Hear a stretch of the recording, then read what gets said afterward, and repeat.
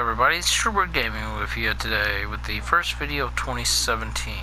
This is going to be more discussion based, I guess you could say. I kind of wanted to really kind of just talk about the whole Final Fantasy 15 thing. A lot of people have finished the game and are ripping the story a new one, let's be honest. They're saying it's the worst story ever, which I find really ironic after the fact that, Final Fantasy 13 was basically panned for having the most complicated story ever. Which this game started as a part of. It started as a part of the Final Fantasy 13 arc. In a way, it was part of the Nova Crystallis, which, according to the Ultimania, actually, which just came out today, well, yesterday now, it technically is still part of the FNC, which I guess makes sense with it having to do with crystals and all that crap. So I guess it makes some sort of sense that it's still part of the FNC. I just hope they don't consider every game that has to do with a story about a crystal as part of the new part of the FNC now. I hope that's not what we're looking at here. It's not something I would enjoy, but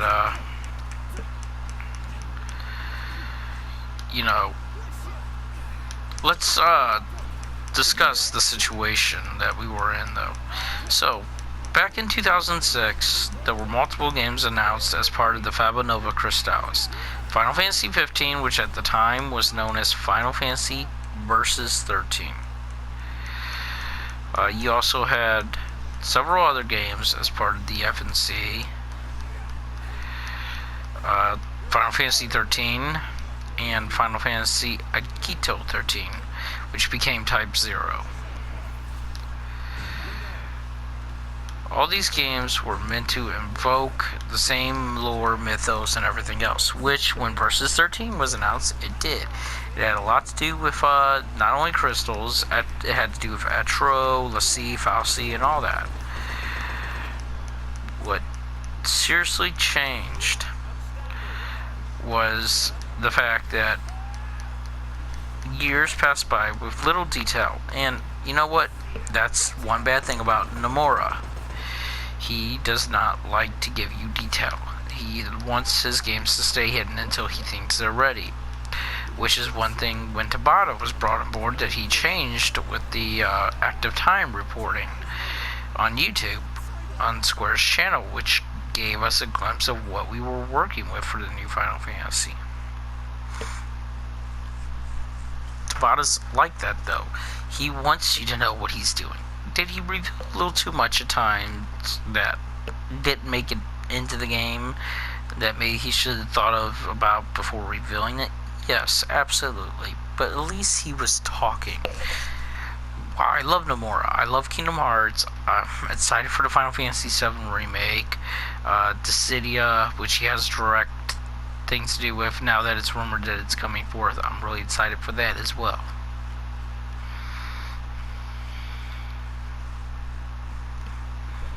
But let's face it, Nomura's part of the old Square Guard that doesn't understand that we want to know information.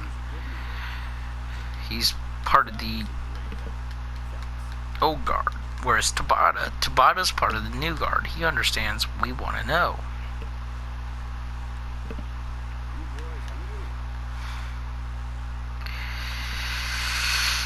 So, with all that being said,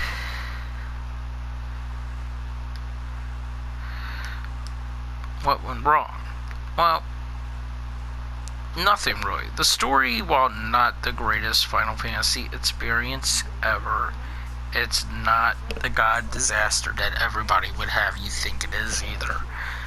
Yes, the story does, for people who can't read between the lines, require extra content to figure out. It's not the most cohesive thing in the universe. I do recommend at least watching Kingsglaive for that reason. I would recommend Brotherhood just because it's an awesome anime. but it does give you a little bit more of why they are friends, even though you can get that from just playing the game. They'll have personal discussions with each other that'll talk about their motivations, that makes you understand why they're so close with each other. But unfortunately, we ended up in a situation where Nomura, let's face it, he kind of dicked around for 7 years. By the time 2013 rolled around and the rebranding happened, this game had been in production since 2006. That's 2007, 2000. That's 7 years. 7 years that we had no info whatsoever on this game, pretty much, with the exception of the odd cutscene or the odd gameplay moment that had no context. Hell, there's rumors going on that at one point Nomura rushed into Square office and wanted to turn it into a musical. This is after he had already planned 3 games. Yes, that's right. This was to take on a Final Fantasy XIII approach. It was to be a trilogy initially. Which I don't understand what was with that time frame in Square and trilogies. Oh my god, it was really starting to hurt my head. But, you know, in 2013, they decided to rebrand Versus 13 as Final Fantasy 15. And they already had a very excellent tech demo called Agina's Philosophy, which looked really awesome and was rumored to be Final Fantasy 15. It had this more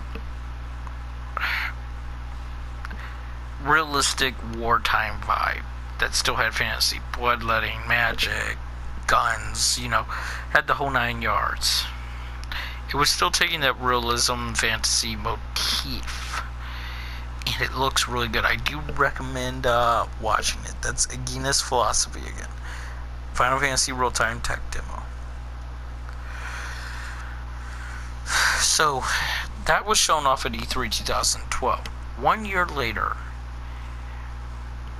they rebranded Versus 13 as 15. Square, let's face it, this time they knew 13 wasn't doing well. They knew it was on its last leg. Hell, they rebranded Agito 13 as Type 0. You know, it was not a franchise that was doing well. But they were proud of the gameplay they had. They were proud of the universe they crafted for Versus 13, and they didn't want to throw it away. So they turned that into Final Fantasy 15. Now, what you got to consider is this is a game that was initially going to be a trilogy. 2013 is when they announced the game as Final Fantasy 15. 1 year later, Tabata was brought on. Several months after that, Nomura was taken off. That means, by himself, Tabata had to take all of Nomura's sticking around for all those years and fix it. And I say he was pretty successful. Yes, it had to be split into more media than it should have been. A movie that you almost need to watch unless you're good at reading between the lines. You know, games, a platinum demo game which helps explain more, an anime which helps explain more, and several mobile crap that don't make any sense, and an MMO that's coming out for MOBA, which I think should be PC and console. Free to play, definitely. Make it a free to play MMO, because I would play it. But the point being is, Tabata came in and he took all those years worth of crap that couldn't have been fixed anymore.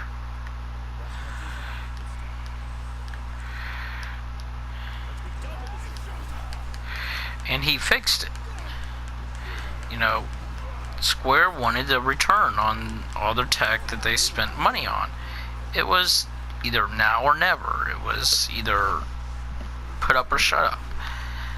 Nomura did what he could to fix it.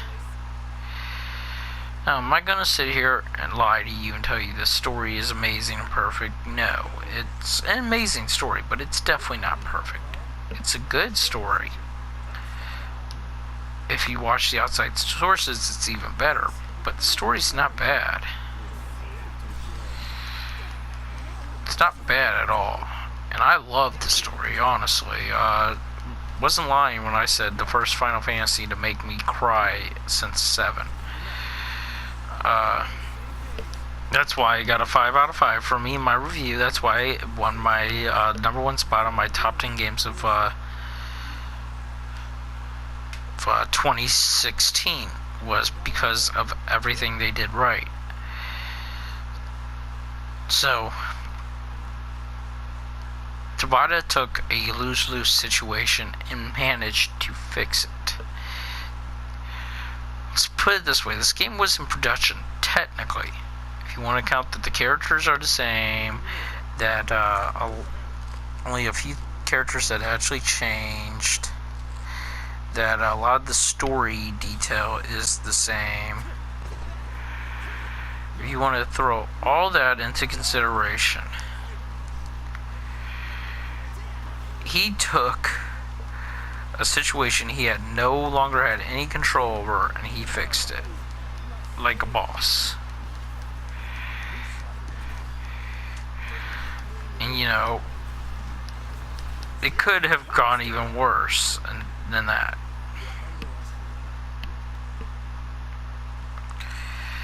You know, I'm actually surprised it turned out as good as it did.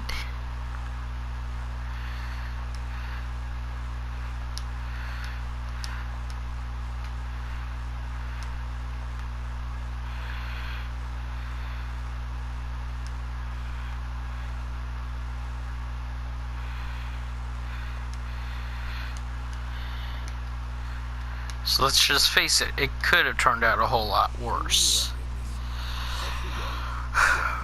You know, this game came out to a great story. Great for a Final Fantasy story. It works. I'm not going to say it's the best thing ever, but it does work. Came out with excellent combat, excellent soundtrack. Yes, some of the town music is stock, let's all admit that right now, but overall the soundtrack is good. And if you don't like the stock music, it's called pull out the little MP3 player thing in the game and play some old school tunes. They got everything from Final Fantasy 1 through Final Fantasy 13 in there. Yeah. So, that being said, the music works. Voice acting is phenomenal. Noctis, I love. Yes, he's stoic, but let's face it, mostly all Final Fantasy heroes are somewhat stoic. Ever since Cloud. Cloud hardly showed any emotion. There's 3 emotional scenes in the games that you get out of him, and that's Crisis Core at the ending, when Zack dies. Spoilers for a 2002 PSP game, by the way, because I know y'all are going to say, oh, well, you didn't know. Okay. Also spoilers for a 1997 game, when he has his mental breakdown, he shows emotion, and when Aerith dies, he voices emotion.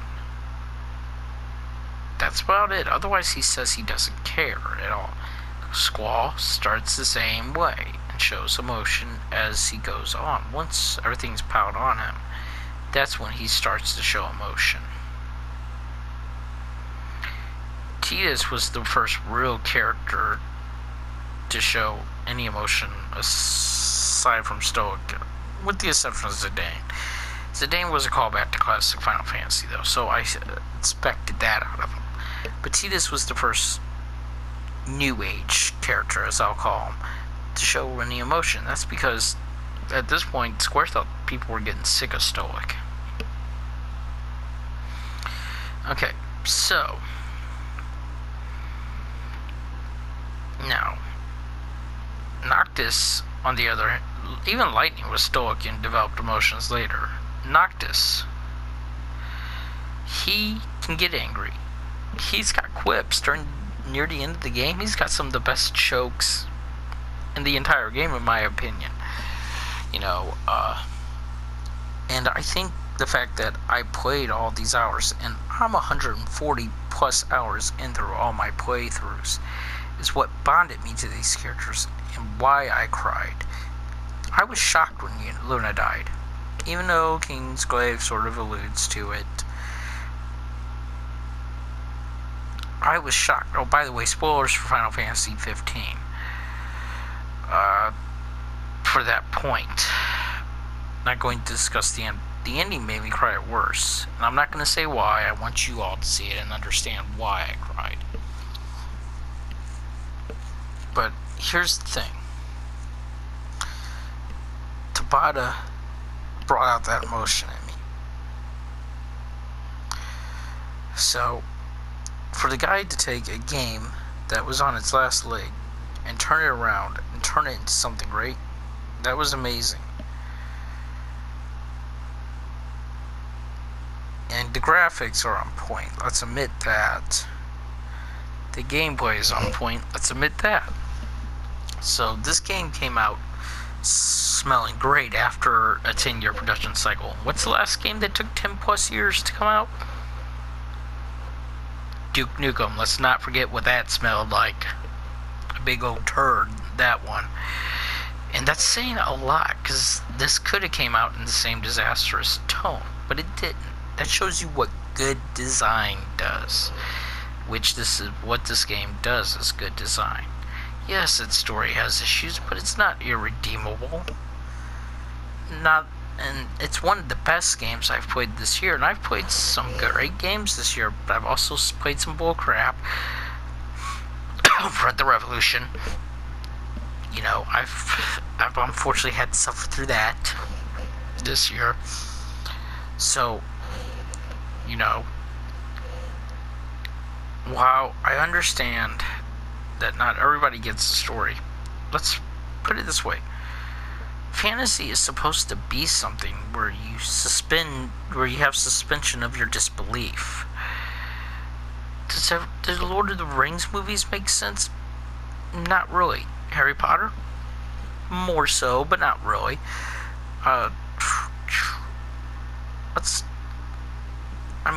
Twilight, we know that doesn't make any goddamn sense at all. And anybody who says otherwise is lying right to your face. Same with sci-fi, which just takes a lot of cues from being set with airships and stuff like that. Does anybody question why the Millennium Falcon can do the 12 parsecs for the Castle Run? No. Does anybody question Star Trek when in every series they say if warp goes past this factor it will destroy the universe, but it never does? No. Doctor Who, does anybody ever dare argue why a guy and a girl can travel around in something that looks like a phone box that has tech inside of it and not die when they're obviously traveling through wormholes, because that's what traveling through time and space has been deemed to be in almost every media of science fiction? I think it's even stated in some old Who. I'd have to go back and watch. No, nobody questions this stuff because it's fiction. You're still supposed to have a suspension of your beliefs there. You're supposed to be able to see it as, oh, well, okay, this doesn't really make sense, but I'll roll with it. And that's what this game does. I mean, seriously. In this game, you have empty shells that attack you. Does that happen in our world? No. You have a thing called the Plague of the Stars, once again, spoilers, which causes disease and makes nights longer. Does anything like that exist in our universe? No. Do we have a magical crystal that can cure those things? No. Suspension of your disbelief is necessary to enjoy fiction. That's what it is. So, when people get upset, it shows me they're choosing to believe that this is set in real world. Which, yes, that was Square's moniker, a fantasy based on reality. But I think you're missing the key word there. Fantasy. What I'm going to end on here is, if you didn't like the story because you didn't understand it, I can appreciate that. I really can. I'm not going to hate on you for it. I can understand. What I don't want to understand, though, is people jumping on the bandwagon and hating the story because it's the popular thing to do. The story was good. It was serviceable for the amount of time Tabata had to fix a 7-year-old problem. It was fix the problem or start fresh and scrap 7 years of work. He chose to fix the problem. And he's still choosing to fix the problem. There's going to be patches that give us more story details, cutscenes, voiceovers, playable characters. There's going to be more because he cares about this universe. You know, Tabata in the Ultimania, in the same breath where he said this was still part of the Faba Nova Crystallis universe, he also states that the ending is left ambiguous to let the player decide. And that's another trait of Tabata. He lets you decide what the story's outcome is. Yes, there is some answers, and that's because he also follows Sakaguchi, the creator of Final Fantasy's motto, which is always leave hope. Always leave for a better tomorrow. Let there be belief that what you did mattered. That's Sakaguchi's reasoning in the games. So, you know, I guess I just wanted to have a little discussion because I don't understand all the hate this story is getting. I mean, everybody's acting like this is the worst Final Fantasy story ever. Okay, let's put it this way. 8 made no sense. Unless you adopt the Squall is dead theory, then it makes some sense. 9 makes a little bit more sense, but that's only because it was based off of pure fantasy and old school Final Fantasy. 10 made no sense at its ending. The part that's supposed to make sense made no sense, especially when they rewritten it in the sequel game 10-2. And we still have no explanation for Tidus coming back. By the way, spoilers for Final Fantasy X. All we get, we're told throughout the game that once the Fate dies, he dies. He vanishes when the Fate vanishes. At the end of the game, we see him rise out of the water. We're left for a year wondering what that means. Then we get an ambiguous answer about we'll see what we can do from the Fate when they ask if wants to see Tidus again. It made no sense. 12, I still can't follow that story to this day, and same with 13. And let's put it this way. People got what they wanted. They complained about the hallway scenario, which, let's face it, every Final Fantasy after 9 has had. 10 was a hallway. 12 was a zoned hallway. 13 was a hallway. 13.2 was a hallway with time travel, which gave you more areas. And then Lightning Returns was a zone hallway. All those led you by the hand. This game did not. But to understand the story, you either A, have to watch the outside media, or B, read between the lines. That's all you have to do. And to suspend your beliefs. Know that this game is fiction, that it's not going to 100% add up. If you hate the story because you hate the story, and you genuinely think the story is crap, you're entitled to your opinion. Just like I happen to think the story was fine for what it was. Could it have been better? Yes, but it was good for what it was. That's what I personally believe. So, I suspended my disbelief for it. I thought it was a good story. But I implore you, if you're not good at reading between the lines, at least watch Kingsglaive and then make a determination. Do not jump on the bandwagon because it's the popular thing to do to hate this game. I know it's the popular thing to do, but this game is good, and that's why I got a 5 out of 5 in my review. That's why I got a recommended buy, and that's why it was my #1 game of 2016. I think this video was a good way to start out 2017. And by Wednesday, I'll be bringing you the second video of the week. I said at least 3 videos a week, and I'm sticking to that this year. Until next time, this is Rebranding, and I am out.